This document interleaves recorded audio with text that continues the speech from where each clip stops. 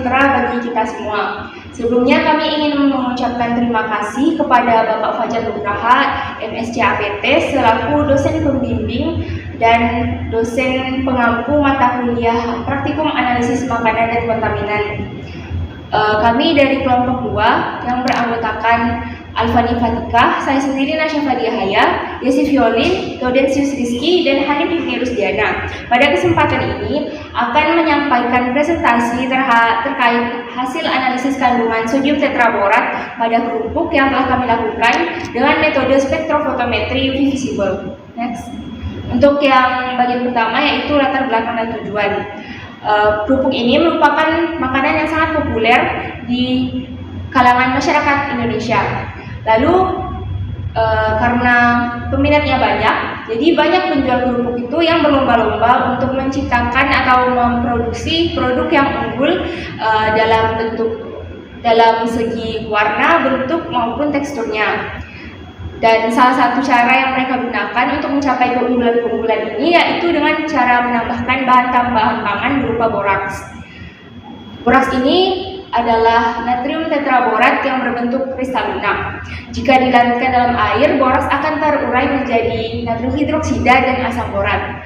Lalu berdasarkan Peraturan Menteri Kesehatan Nomor 11/Menkes/PLR/10/19/1999 menyatakan bahwa menggunakan boraks sebagai bahan tambahan pangan ini tidak diperbolehkan.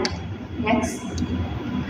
Ada beberapa penelitian yang telah dilakukan oleh peneliti sebelumnya, yaitu Fauziah dan Hartati pada tahun 2023 dan 2017 yang menyatakan bahwa dari beberapa sampel yang diperiksa, ada beberapa sampel yang terindikasi mengandung boraks.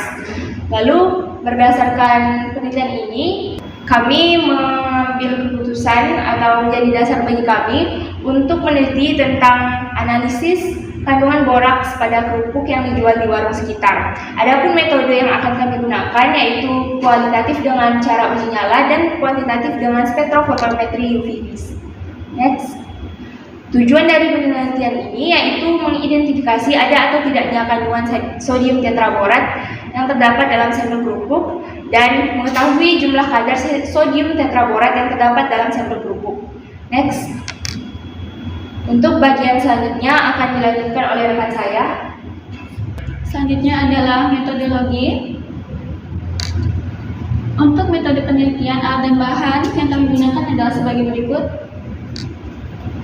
Kemudian untuk prosedur penelitian, tempat dan waktu kami lakukan di Laboratorium Kimia Farmasi Fakultas Kedokteran Universitas Tanjung Pura dengan waktu dari bulan September hingga Oktober 2023. Untuk populasi dan sampel adalah olahan rumah tangga kerupuk dengan variabel penelitian untuk variabel terikat yaitu sampel kerupuk yang diproduksi di wilayah sekitar, kemudian variabel bebas keberadaan natrium tetraborat dan jumlah kadar natrium tetraborat dalam sampel. Untuk cara kerja sendiri, pertama kami menganalisis kualitatif pada sampel kerupuk menggunakan uji nyala.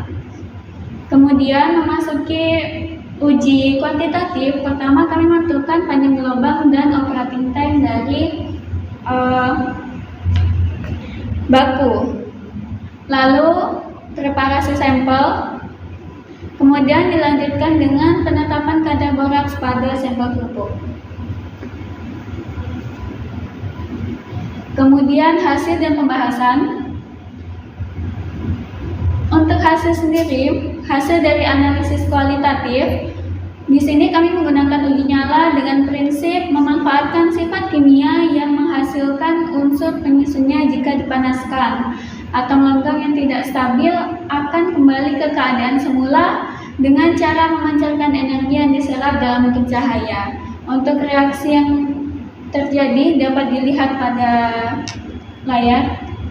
Kemudian diperoleh hasil kualitatif uji nyala sebagai berikut, di mana sampel 1 memiliki nyala berwarna hijau, kemudian sampel 2 dan sampel 3 memiliki hasil nyala merah biru. Kemudian memasuki uji kuantitatif, di mana yang pertama ada penentuan panjang gelombang, di mana tujuannya adalah untuk memastikan bahwa absorbansi sampel berada pada panjang gelombang maksimum. Dengan data pengukuran panjang gelombang sebagai berikut. Dengan hasil pengujian, kami mendapat panjang gelombang sebesar 546,6 nanometer. Kemudian akan dilanjutkan oleh Alfani Fatihah. Baik, terima kasih. Selanjutnya adalah penentuan operating time, di mana operating time ini bertujuan untuk menentukan waktu sempurnanya reaksi dan menjamin pengukuran yang diperoleh stabil. Nah, setelah kami lakukan hasil dari pengujian kami pada menit ke-35 dengan data pengukuran, yaitu dengan waktu sebagai di layar. Next. Selanjutnya adalah pembuatan larutan induk dan kurva baku. Nah, hal ini bertujuan untuk mengetahui konsentrasi sampel dengan melihat hubungan antara konsentrasi larutan dengan nilai absorbansinya. Pada perlakuan ini didapatkan hasil dengan persamaan regresi linier, yaitu Y sama dengan 0,0701X plus 0,169 dan didapatkan nilai R yaitu sebesar 0,9447 dengan data pengukuran kurva baku sebagai di layar. Next. Kemudian ada presparasi sampel yang mana bertujuan untuk meminimalisir adanya pengotor yang akan mengganggu proses analisis dan mengeliminasi komponen selain analit. Adapun dari presparasi sampel sendiri kami dapatkan data pengamatan sebagai di layar. Next. Kemudian ada penetapan kadar boraks pada sampel. Hal ini bertujuan untuk memastikan kadar dari boraks yang digunakan pada sampel uji untuk dilihat tingkat penggunaannya. Pada penetapan kadar ini didapatkan sampel dengan kerupuk 1 dengan hasil absorbansi 0,2975, dengan sampel kerupuk 2 didapat absorbansi 0,0756 dan sampel 3 didapat absorbansi 0,0934. Next.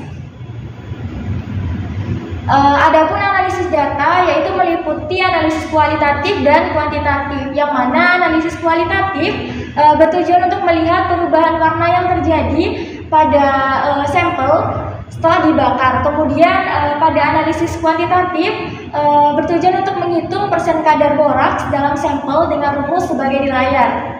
Next. Selanjutnya akan dilanjutkan oleh rekan saya. Terima kasih Alfani.